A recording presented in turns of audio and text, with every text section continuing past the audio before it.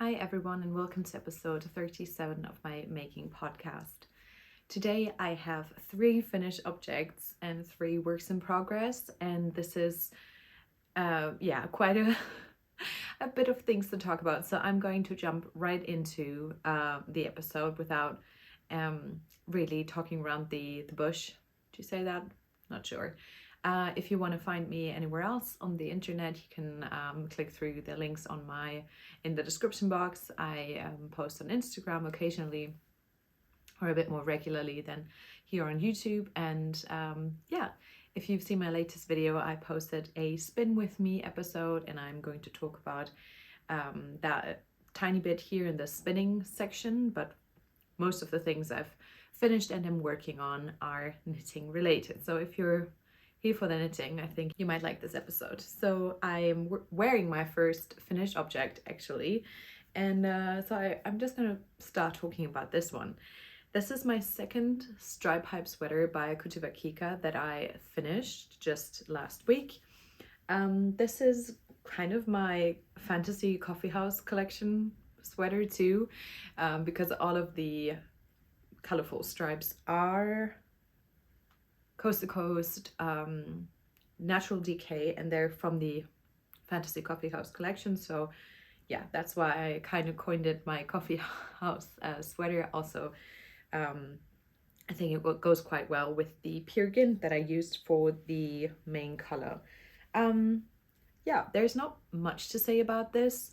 The one thing I changed from my first stripe hype sweater that I did is that I used 3 colors for the sleeves as well as for the body. So I kind of mirrored the colors in the body in the sleeves as well. I don't know if you remember my first sweater, I had 3 colors in the body and then a 4th color in the sleeve.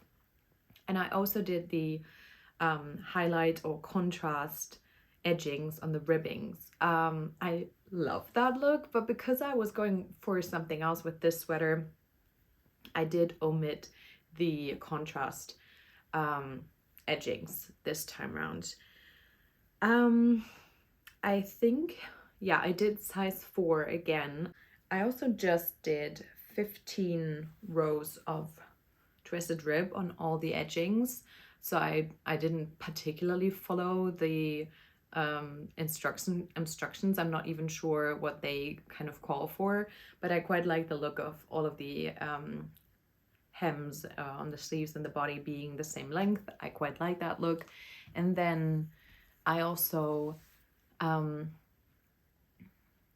didn't do the body decreases. I hope that's about it. I'm filming quite early in the morning today because it is July. It's actually the 29th of July, and I don't think I'll be able to wear this much longer than just to film this video. It's still quite cool in our flat, so yeah, I'll probably take it off again and then wait a couple more months for me to be able to kind of regularly wear it. If you've ever got any more questions about any of the projects that I'm talking about and I might have forgotten to mention something, feel free to leave a comment or a question in the comment section down below. And then also I have all my Ravelry projects linked in the description box as well. So yeah, if there's ever anything that you want to find out, how much yarn, for example, I use for this sweater, because that can be quite helpful, I've put it all in the Ravelry page. I think I used the usual, like the regular needle size that was called for in the pattern as well, and I wasn't particularly looking to like be very perfectly on gauge, since this is like an oversized sweater. I wanted it to have a ton of ease. I mean, this is at least 20 centimeters of positive ease if you were to measure it. I don't mind like measuring exactly everything that I'm knitting if it's not a test knit. I haven't gotten around to it, and I don't think it's super important. It fits a bit bigger than my first one, and it's a bit longer than my first one, which I quite like. But yeah, I just love the colors. It's really easy. It's really easy like that. It's a striped sweater. It took me about a month to make, while also knitting on quite a few other things. So yeah, that's about it. My next finished object is a Take Turns tank by Lily Kate Makes. This is in a Sport DK 100% cotton. I cropped it a tiny bit and then I modified the edgings. I have not washed this, but I've worn it for like 1.5 days. I did take a bit of video footage yesterday, so I'm going to include these here too, to just show you how it fits, because I didn't want to wear it today. It is black, so it's not going to be super wearable for me. It just acts like a magnet for any fluff that's around. So yeah, you will probably not be able to see a lot of it here, but that's why I took some video footage. I like how it looks. I made, or fits, the cut and the fit I like. I made size 3, and like I said, I need to wash it and maybe hope that the edgings flatten out a bit, because it's not just the edging that's rolling in, it's also this part that needs to kind of lay flat. And I'm gonna see if washing and yeah, laying it out, maybe pinning it down even helps. I'm not super confident or experienced with blocking knit projects that aren't wool. I did a short reel about blocking this sweater, and obviously you can tell how nicely the sleeves grew, and just like by the drop shoulder kind of construction of the thing. I have had great experiences with just blocking my woolen sweaters, and I always do that, but I mostly block anything that I knit, but with like 100% cotton, I'm not sure how that's gonna go. I mean, it's probably it has grown quite a bit through wearing it, so it sat quite tighter in the beginning, and then throughout like wearing it for 1.5 days, it's grown quite a bit. So we'll have to see how that goes. It's going to be nice to have like a layering piece, and I will definitely think about knitting this again, because I really like the pattern, just with another color in the future. I have explained those modifications on the edgings in my last episode, so I'm not going to go into too much detail, but I just looked at the Cloud Top by Petite Knit and kind of swapped those edgings in here. So with these 3, so the sleeve openings kind of and the neck, I just knitted with the same needle size. I picked up the stitches and knitted 5 rows of stockinette before binding off loosely and stitch. And then for the hem ribbing, I did 4 rows of 1 by 1 ribbing before doing 5 rows of stockinette, and then this is why it rose up like this. I don't own the Cloud Top pattern yet, so I just assumed this from looking at the pictures. I also asked my friend Kelly about it, because she did some similar edgings on one of her Tolster tees that she did, and yeah, I'm quite happy with how it turned out. I did the decreases for the body as well, so it sits quite nicely. I could have actually, because it's a cotton and it kind of how would you say that, like it's now kind of getting a bit more loose through wearing it. I could have actually decreased even more, so it's not super tight fitting. I think I'll only achieve that look if it has like some sort of wool or maybe even acrylic content, but because it's a 100% wool, I didn't achieve that look. So I'm going to be interested to see how another one of my whips will wear, because that one is also a tight fitting top, but it's with wool content. So we'll get to that in the whip section. But next off, my next work in finish finished object is my traveler shawl. This is my first big handspun shawl project that I have finished, I think 2 weeks ago. Yeah, relatively soon after I filmed my last episode. I only had the last couple of rows to do on the big triangle, and then I did the small triangle super fast. It was so addicting because you're moving towards the like you're decreasing. I always feel like the part of a project where you're decreasing rather than increasing, it just feels like it's faster. Don't know why. This has a huge wingspan. Like this is my wingspan and then some. You can definitely tell in this project that my gauge changed quite significantly. Like this was definitely a DK to worsted gauge in the beginning. So I think you started here and then increased this way. And then the last couple of rows are already a lot thinner. And then this triangle has a completely different gauge because this is just like maybe a third of the yarn like thickness of my beginning yarn. So this is definitely an experimental shawl for sure. I have mentioned quite a few times before what I did with this yarn. So I used two kind of hand dyed comb tops. Then I did a combination spin with that. So I ripped it up into small nests and then spun them like one after the other. So it was going to be like the colors were going to be a bit more kind of mixed up. And then I spun another just natural non-dyed top, and then I ply the two. So it's a 2-ply, but like I said, my grist changed quite significantly from a DK to worsted to a sports, maybe even fingering. I have not checked that again, but I have more notes on my hand spun projects on my Ravelry as well. So I'm trying to keep more notes on that as well. And let me check my notes. Did I forget something? It's about 350 grams of hand spun. And I decided to shorten the bigger triangle by a few rows.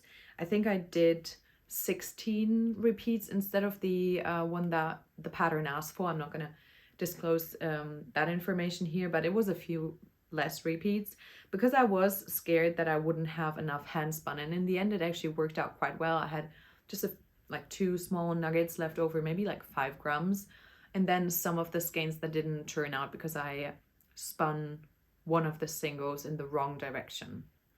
And I would have opened those skeins back up and divided the plies and respun the single, but if I had to, but I didn't really want to. And I think that's understandable. Those are some skeins that really taught me a great lesson about spinning, but I really was happy that I could finish this with the hanks that turned out well.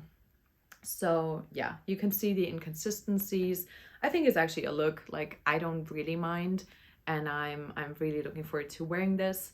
This is not very soft, so I think I'm gonna wear it probably a bit more like draped around my back than really super close to my neck.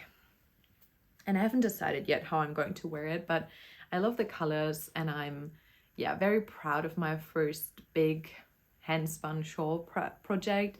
It took me a while to knit up. Actually, I casted this on quite a while ago and have been spinning and knitting for many months. So I'm super happy that this is done. It's also blocked and washed, and I'll probably just roll it up and put it into my wardrobe to be ready to wear for fall. Maybe like over a jean jacket or a khaki, just like worker jacket. I've got one of those, and I can tell that this is going to be just nice. Maybe I'll need to get a shawl pin. I feel like I need to sneeze. My next finished objects are these 2 socks. Actually, I had my first one already finished last time around, and then I knitted this second one during the sock week by Knitty Natty last week. I had actually cast on the ribbing already, so I did not enter for prizes because technically I needed a day longer, or I started a day early. I had actually cast on in 1x1 ribbing and knit the whole ribbing before realizing I had done a 2x2 ribbing on this one, so that was just a silly mistake. But yeah, I just ripped that out and started anew. And then yeah, it was quite a nice challenge to just tell myself I wanted to get this that sock finished within the week. And I did. The color work was super fun, and this is for me.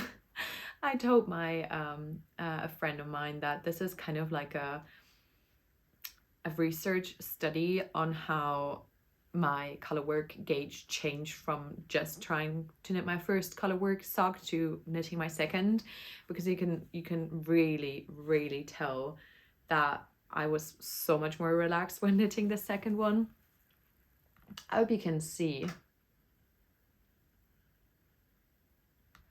I hope this focused, and you can see that on my first sock I was so much tighter, and it's not even the dominance, like I didn't even hold the white color more dominant or any other way than I did for the first one to the second one.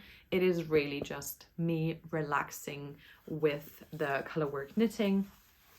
I'm going to show you the floats because some people are interested in that. It actually turned out quite nicely. Yeah, it actually turned out quite nicely, and I'm super chuffed with my learning curve on this one. I had mentioned previously that this was a BFL sock by this was a BFL sock by Craft Me, not Yarn Co. And this was a trial colorway, so like a seconds. So I got this like in a sale, which I think this is such a beautiful colorway. I don't know why or how they made it even better the second time round. So yeah, that was the main colorway, was a turtle pecan pie trial. And then the color work, kind of contrast color, is Olivia and Oliver classic sock in cotton, which I've used for a lace sock before, and I think I still have leftovers, so I might just use it for another color work contrast color. I think it's a perfect, yeah, cottony white. I don't have much more to say about this other than stitch counts. So I did size 5 for my foot circumference, though I always thought I had quite narrow and small feet. I have like an 83 and a half to an not 83, 38 and a half foot size. So I don't have big feet and I don't have wide feet, but then apparently from like taking my foot circumference, I should be knitting size 5 and they fit well, but I've never cast on a 72 stitch gauge. I've actually recently gone down to a 60 stitch gauge for my socks, but I started with 72 stitches on a 2.25 millimeter needle, then went up to a 2.5 millimeter needle for the color work and went down again to the 2.25. And then actually, because I was really afraid of the sock moving around on my foot too much, and therefore having more like a higher chance of getting holes earlier, because like the friction of the sock being too big and like rubbing in your shoe could cause that, I decreased down to a 64 circumference for my foot again, because yeah, I know that I like that size on a 2.25 millimeter needle for my foot, and this is just a bit big then in the leg, but that is slouchy, that is nice, that's not going to rub against the inside of my shoe too much. So yeah, that is the quilty cabin socks by I think it's Feather Horse Fiber, and yeah, I really like them. And I actually talked to the designer as well, which was super nice, on Instagram. And Oh, it's called Crooked River Crochet here. Horse Feather Fiber Arts or Crooked River Crochet. Alea Cadell. I always feel bad if I'm mispronouncing names, but I really don't know how to say it better than Alea. I hope that's right. So thanks for such a perfect quilty sock pattern, Alea. And yeah, I've really enjoyed knitting them, and I can totally see myself making some more in the future, which is nice. So these were my 3 full finished object actually. Wow, I was prolific at knitting these last couple of weeks. Yeah, let's move into my works in progress. I used some yarn that I had used for another project actually that did not turn out, and I had to frog it for a new project, and it's the plain yoke tee. Actually, all of my whips you have not seen yet. So the plain yoke tee is another tee pattern by Lena Holmer Samso.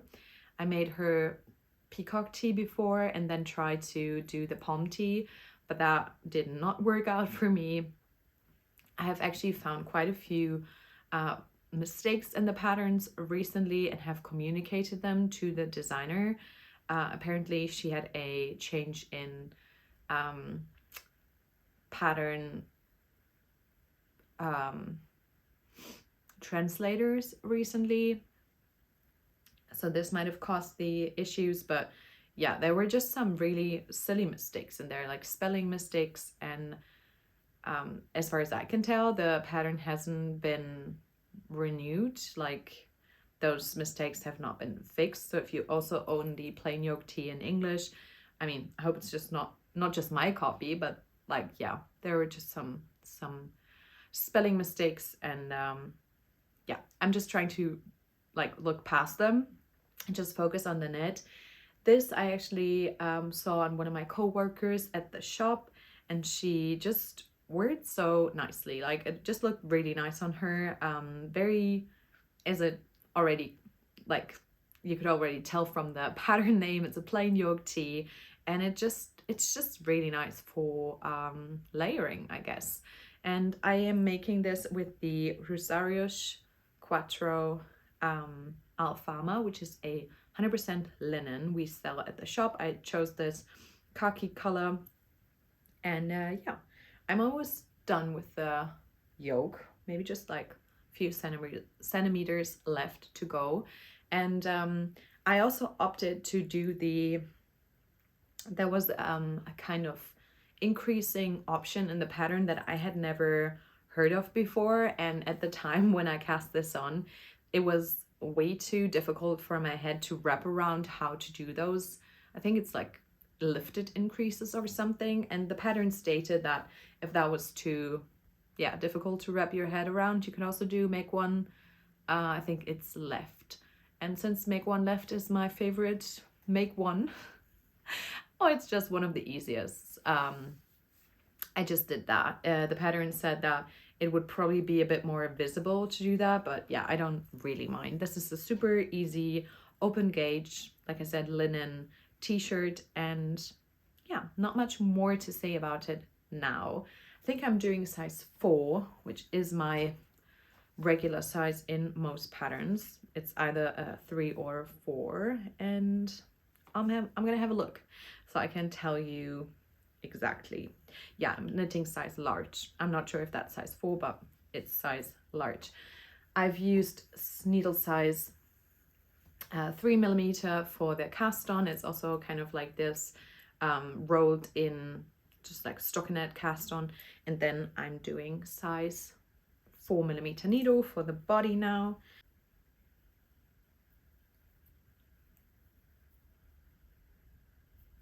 I've got my Nala knit needle stoppers on there, and my bobbles and berries mushroom stitch marker for the beginning of round marker. And then I'm using this is a Coco Knits row counter that I'm using to just count rows in between the increased rows, so I don't always have to go back in and count the rows, which I think is quite nice. And it's also just fun to use. I don't know why, but this is gamification and I like pressing on it whenever I finished a round. I can also just count the rows in between the increased rows if I want to. That's also not a problem. But yeah, this is a super easy in the round stockinette project for this summer. And I hope it turns out nice.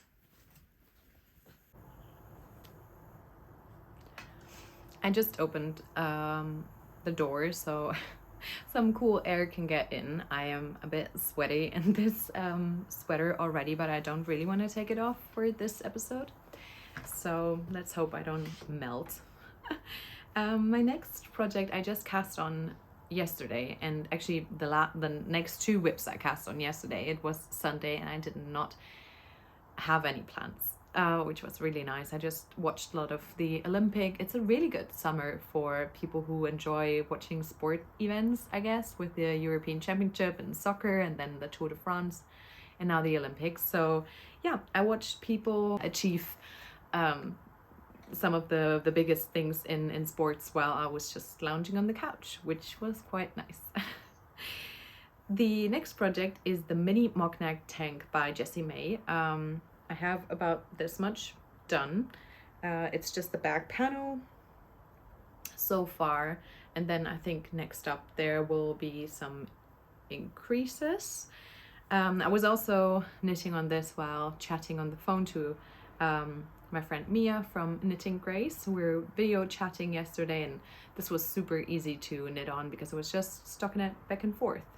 I have not yet checked my gauge. I was thinking that I would use this very big like the back panel as a very big gauge swatch, and if I had any I'm probably gonna just steam block it and see if the gauge turns out all right. I think it should. And yeah, this is, let me try show it to you.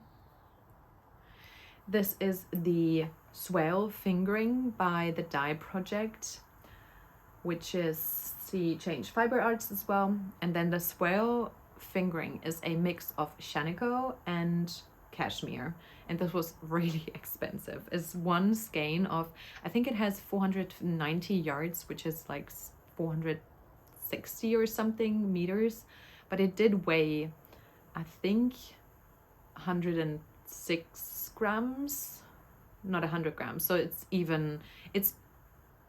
almost 500 meters, which should give me a nicely long, like a nice length in the body. I think I'm doing size 4, and yeah, I'm just gonna try and knit it as long as I might want it or need it, but I think I should be fine with the yarn that I've got. It's in the Steely Gaze, I think it's called, the colorway, and I got this at Flock Fiber Festival last year, and I'm finally knitting it. I thought it might be nice to knit on it this time around, like beginning of August, mid to mid-August, while Flock Fiber Festival will be going on for the second time in Seattle. And since I can't be there this year, I thought it'd be a really nice thing to knit on it during the event. So this is a not so usual color for me. I really tried to get out of my comfort zone while picking this color last year, and it was such a luxury skein to pick up that I really wanted to get in on my needles this year. And also the mini mock neck is on my Make 9, so it's nice that I've finally cast it on. Yeah, so I'm going to steam block it and see if the gauge is gauging, and then this will be my second of my 2 last summer projects, which will be nice. All right, my last work in progress knitting wise is also related to my current work in project spinning wise, because this is the cast on for my framed sweater, or just framed, by Andrea Mari. This is the Cori worsted in the colorway Amège, or Amir, not really sure. And this, yeah, like I said, is a worsted spun. It's a DK, so we'll have to see how that turns out. As a Falkland, Corriedale and Gotland wool mix by La Bien-Amie. I got this from a German online shop called Miles in Hamburg. I think they also have a shop in Hamburg, but yeah, I have ordered from them before. They have quite a nice selection. And yeah, this is just this like tealy bluish color. And I did the tubular cast on yesterday, again, while watching the Olympics. And I'm going for size 4. I had the plan on, I didn't gauge swatch for this. Again, it's my plan to finish the ribbing, put it on try on tubing, and then steam block it and see if it has the measurement that the pattern calls for. Right now it's a bit like smushed on the needles, so it seems a tiny bit smaller than what I wanted to go for. I have measured it this morning, and it's I think 4 centimeters smaller, which also then could be fine because I'm knitting size 4, which should give me 25 plus centimeter of positive ease. I have measured my chest just yesterday, and it seems like I have gained about 2 centimeters, which I mean could just be kind of like a moment in time. It's normal, I guess, for it to fluctuate, but still that is quite a bit of positive ease for me. But I think I like it on this sweater quite a bit, for it to be quite cropped and yeah, quite oversized. So we'll see. But yeah, I cast this on because yesterday was the cast on day for the Rhinebeck framed cowl that I'm taking part in with this project. I'm also currently spinning for it. I have my first 2 bobbins finished. I've actually put the numbers on here so I'll know which ones to ply together. These are the first 100 grams that I had divided. So I had used 3 of my Yarn Jam colorway, the Marlene Knits colorway. I have used 3 of these braids, divided them into 2 pieces, and then I'm going to kind of ply together all 3 halves to 3 ply. I hope that makes sense. So I'm just now having to spin another of those singles, and then I'm going to ply them together, and then I'm going to hope for the best. I have swatched, sampled and swatched for this colorway.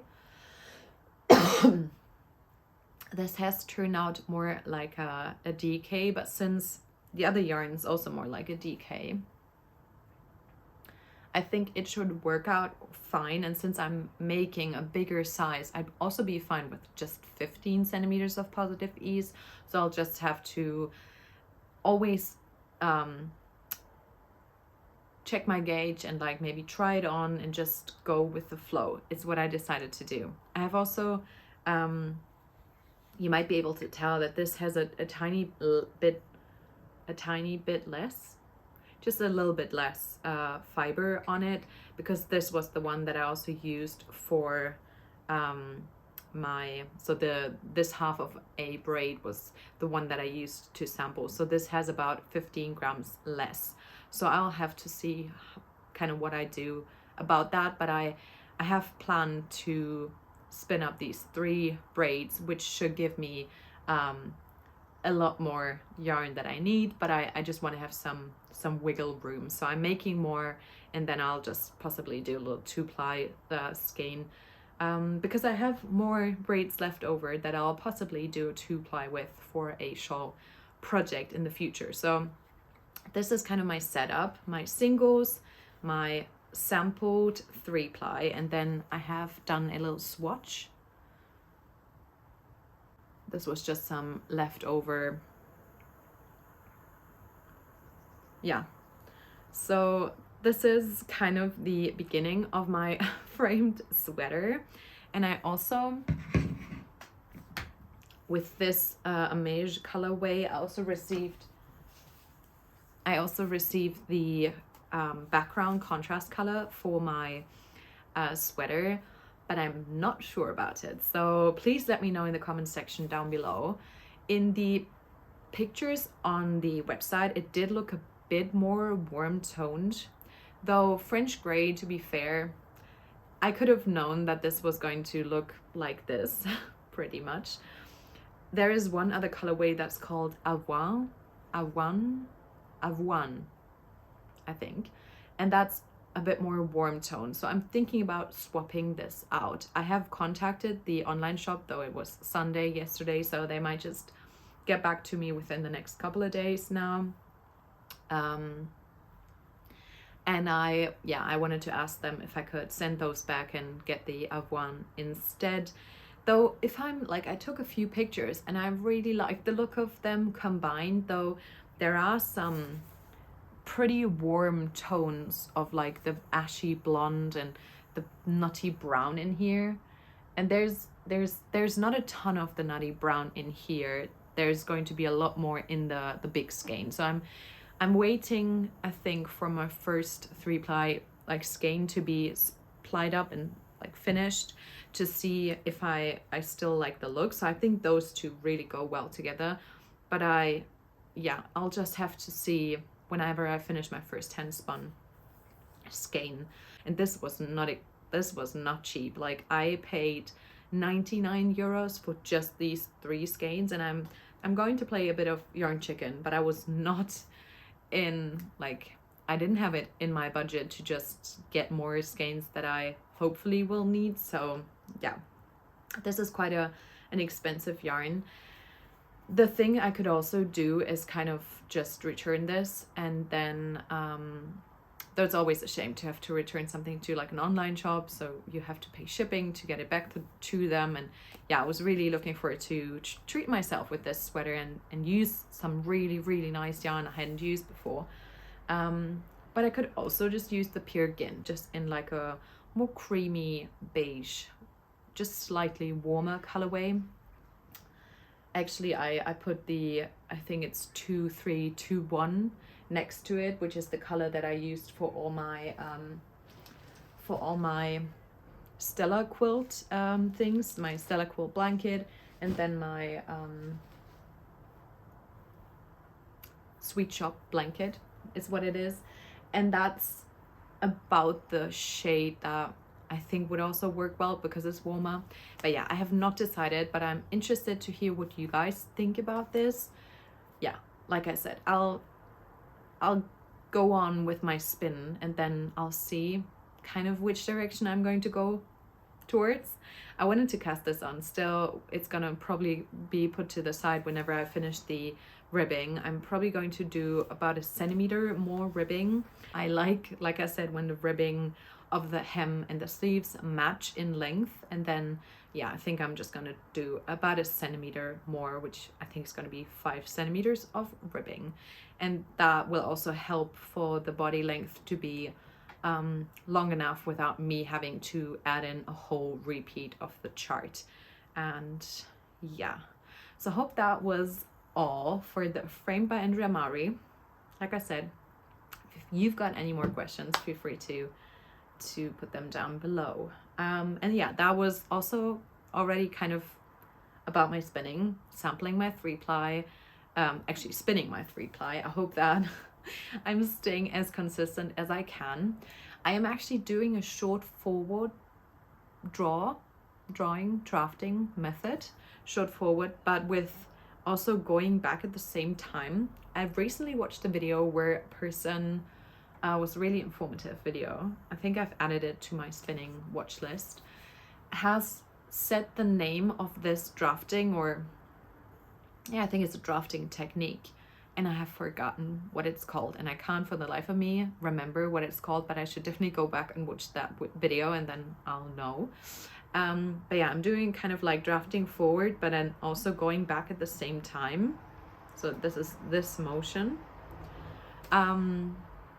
Yeah, if you know what that is called, please let me know. And yeah, I have one finished skein of my spinning to show you. And that's Kaci's colorway, actually. This is such a fluffy, I mean, you can't even tell how fluffy this is. The shaniko is so lovely. This is still a bit thick and thin, but it turned out the way that I hoped it would, because it was a learning curve for me, which is nice.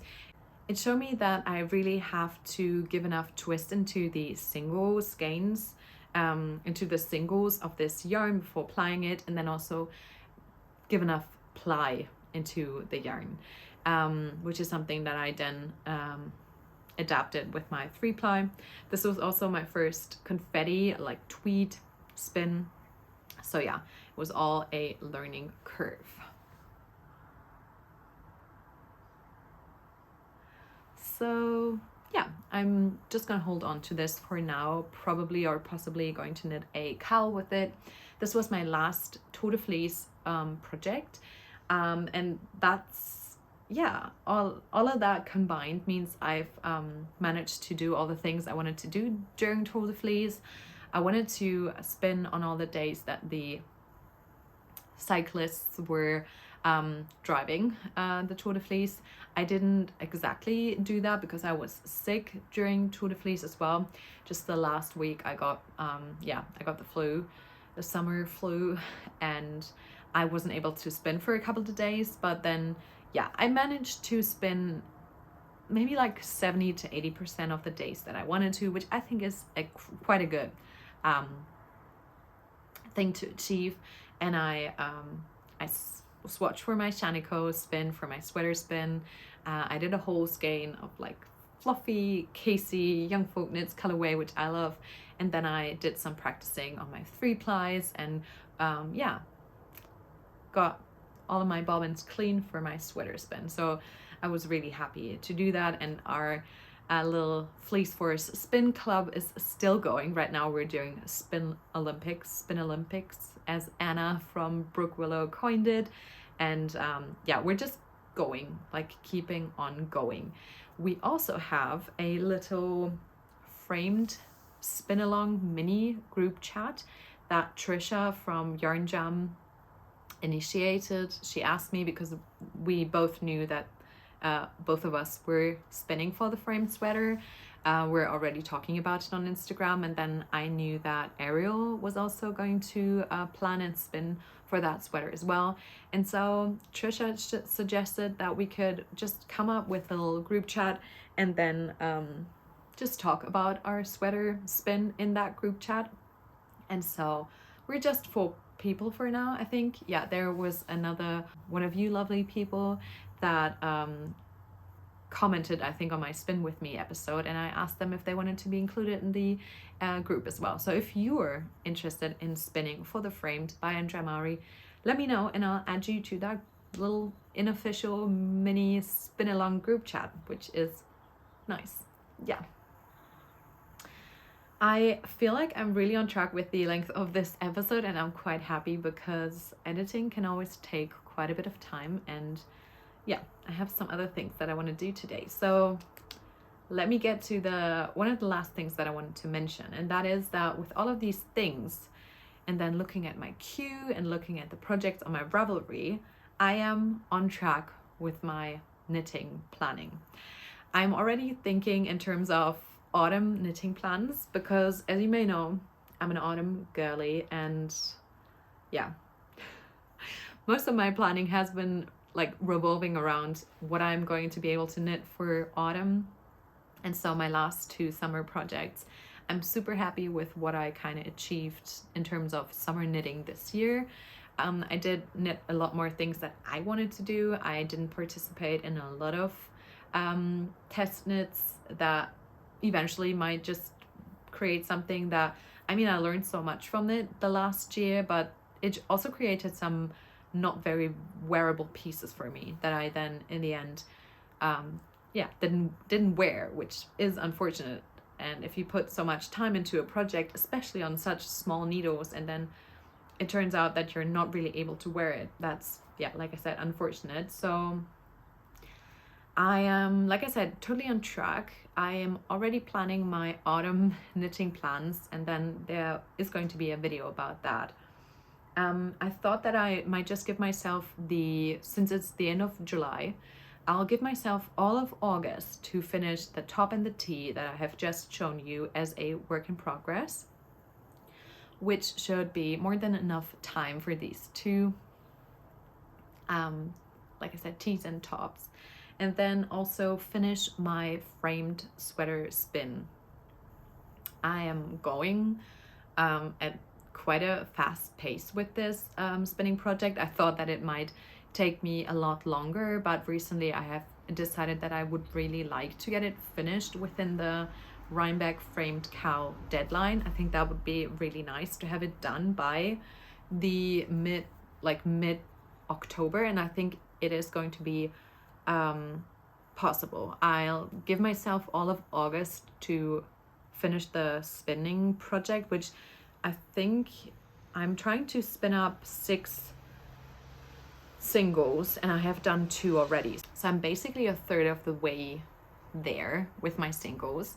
I hope to be able to get kind of the gauge that I did in my sample and even get it a bit thicker, which is something I have been trying to achieve. But then, yeah, I think it'd be manageable to knit it throughout September and the first 2 weeks of October. So 6 weeks for a DK to worsted sweater, I think should be fine, especially if it's as potato chippy as some of the testers have said that it was, like very rhythmic and just like you want to, yeah, get ahead in the pattern.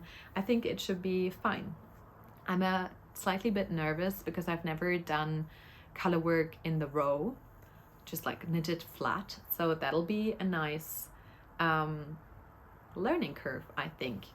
I have also already like planned out the next 10 projects after that, so yeah, that's going to be a journey. The next 2 projects that I know I'm going to cast on, or 3 actually, after the framed, are my book club cardigan and my tessellated cardigan.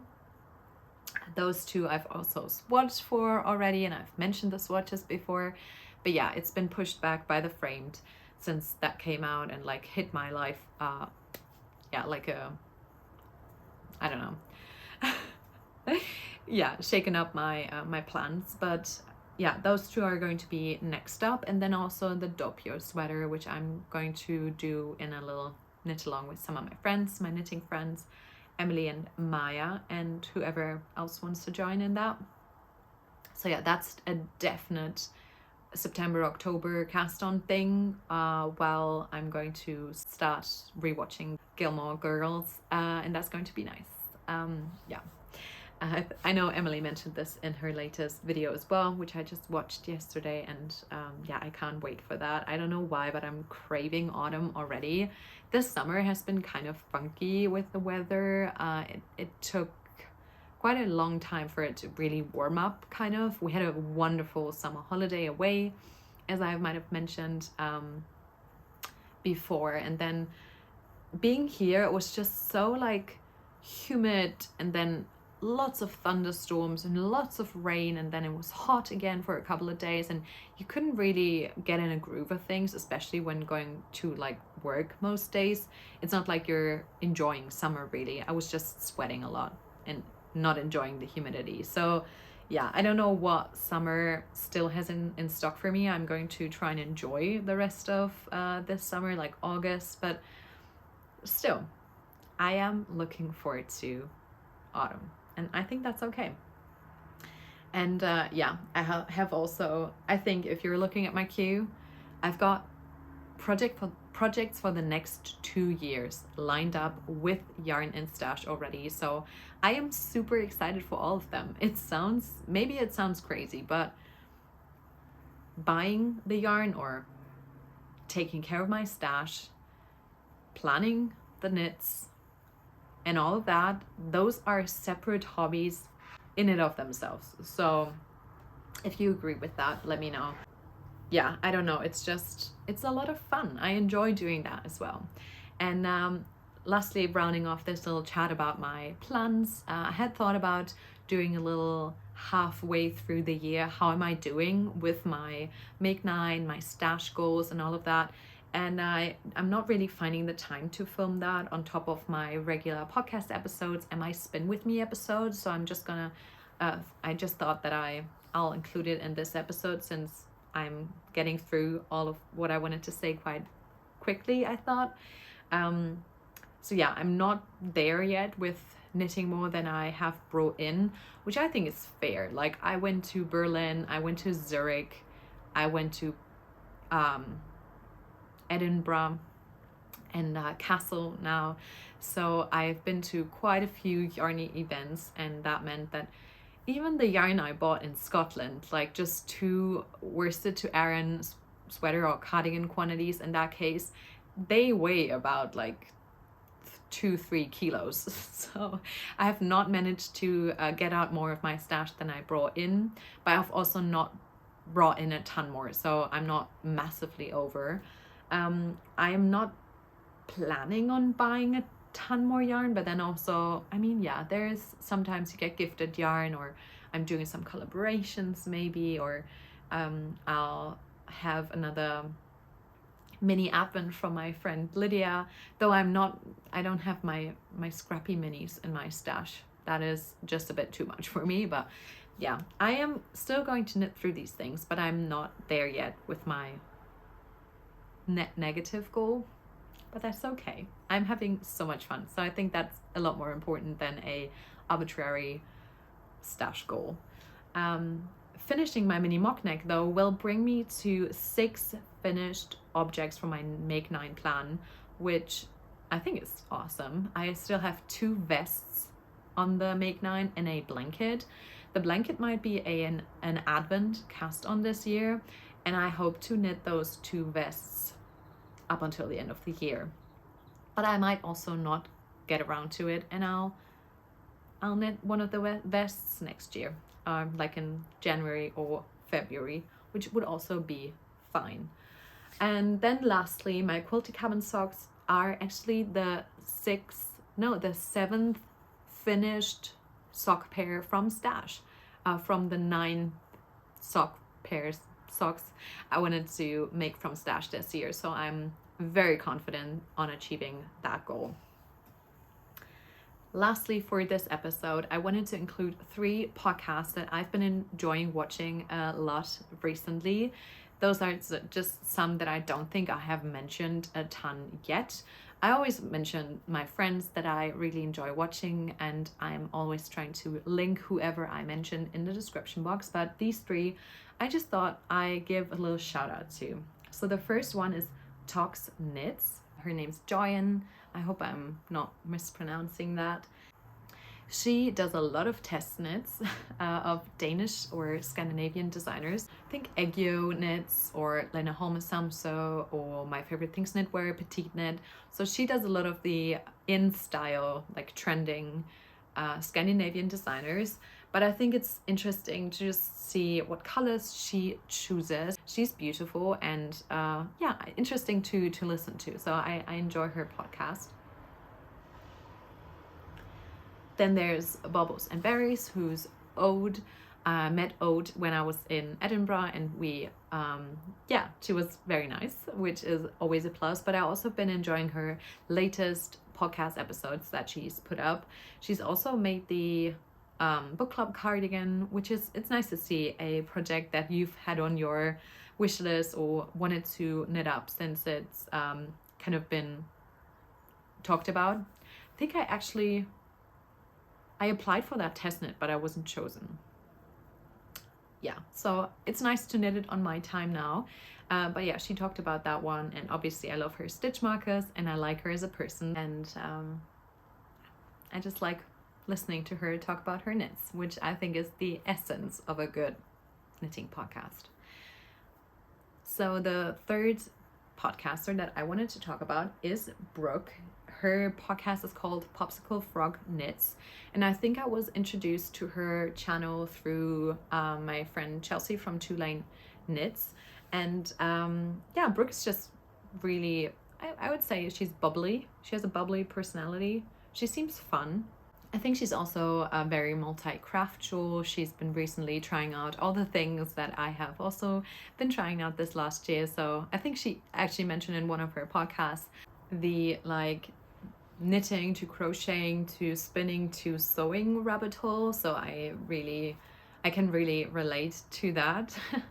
And she's also in film, I think, in her main job, which I can also relate to, since I worked in film after graduating from high school, and then did a bachelor and master's in media and film studies. So yeah, she doesn't talk about it a ton, but I feel like we're from the same group of people, you know. I don't know if that made any sense, but I think Brooke's amazing. Her podcasts are just fun to watch, and I wanted to just recommend some podcasts that I enjoy watching. Those are just, like I said, a snapshot of all of the podcasts I like to watch, but I often, I just like to give a little shout out to some people I like watching. I'm now going to make myself some muesli for breakfast, and just gonna enjoy knitting a few more rounds on this while watching a few YouTube videos, and then I'm going to meet up with a friend for coffee, which is quite a nice plan, I think, for today. And then I might be able to get this edited up and posted hopefully Saturday again. I think Saturday is if it all goes well, I'll post Saturday evening, but I'm not gonna put it any like real schedule on myself because it's not always possible to get this up. So if you haven't checked out my Spin With Me episode and you're interested in that, please do so. I know that spinning and sewing content isn't always for everyone who initially followed a knitting podcast, but it would mean a lot for me. It would mean a lot to me if you still were just the slightest bit interested, if you checked it out. I quite like what I did there with that video, and I'm going to post a second and possibly third episode about that within the next couple of weeks. Other than that, I'm probably going to be back in 2 weeks' time after this is uploaded with another podcast, and I hope you're taking care of yourselves and you get loads of making time and you're enjoying what you're crafting on, and that you're just having a good rest of your summer or winter if you're not in the northern hemisphere. Happy whatever season is where you are, and thanks for liking this video. If you did like it, it always helps out to get this video out to more people who might like to watch it and support this channel. Yeah, I think that's it. That was everything that I wanted to say in this episode, so I'll see you next time. Bye.